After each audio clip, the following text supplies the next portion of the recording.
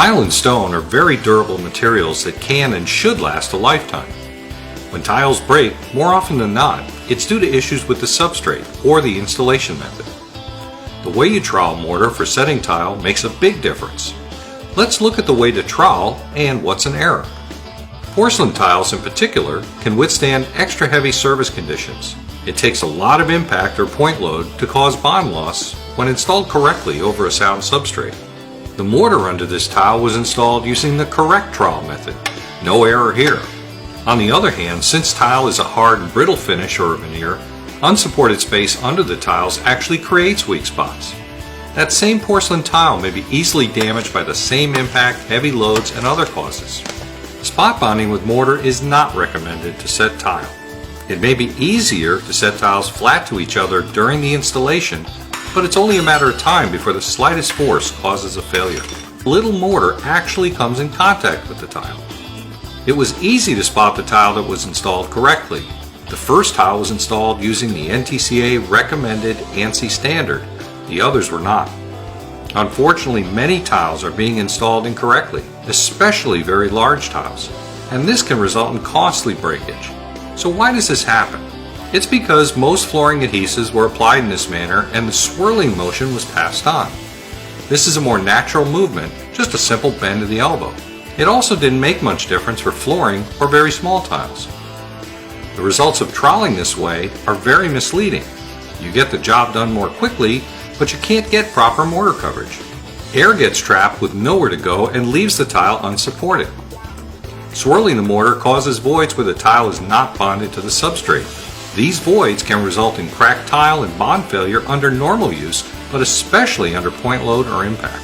In addition to impact and heavy loading, tiles set without proper mortar coverage are more likely to fail under many conditions.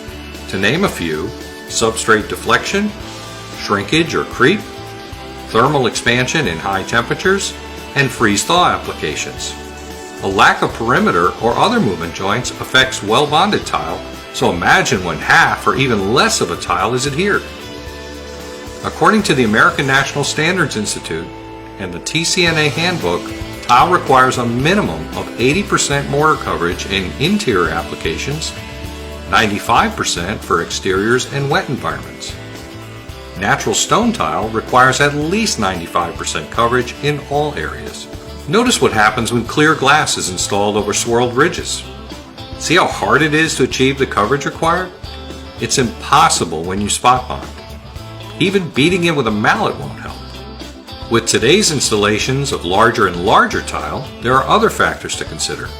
During the manufacturing process of most large tiles, the center tends to dome or warp upward. This warpage requires more mortar to be used, and air is even less likely to be removed when the mortar is swirled. Additional mortar applied correctly has to make up the difference. Flatter substrates are also required to successfully set large format tiles as they cover a much larger area.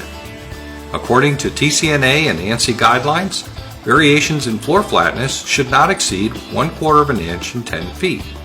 When working with large format tile, a tile with any side 15 inches or longer, there's even less tolerance. Variation is limited to 1/8 of an inch in 10 feet and no more than 1/16 of an inch in 24 inches. Surface inspection and preparation are required for correct mortar coverage. The key to successful coverage is playing it straight, combing the mortar in straight lines. This method is proven to be effective even with large tiles. Why? Trowel ridges running in straight lines are much easier to collapse. They assist with air removal to maximize mortar coverage and ensure a strong bond to the tile and substrate. You can't see through tiles, but if you could, you'd see this technique gives the best support and protection to the tile. There are other steps to achieving good mortar coverage. The first is to key in a coat of mortar into the substrate with the flat side of the trowel. Then add more mortar to the substrate and comb the mortar in straight lines, all going in one direction. Combing the trowel ridges in straight lines provides better distribution of the mortar. With rectangular tile, trowel ridges should go across the short direction of the tile. This allows better air release when you bed the tile. Be careful not to leave any voids along chalk lines or between tiles. Trowel size matters. One size doesn't fit all. Use a trowel that'll help you achieve continuous minimum 3/32 of an inch coverage. Larger tiles most often require deeper trowels. For large format tile, glass tile, natural stone, or any tile set on exterior surfaces, back buttering the tile is recommended.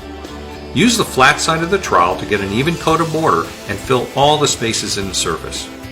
To finish, set the tile firmly and move it backward and forward across the trowel ridges about 1/4 to 1/2 inch.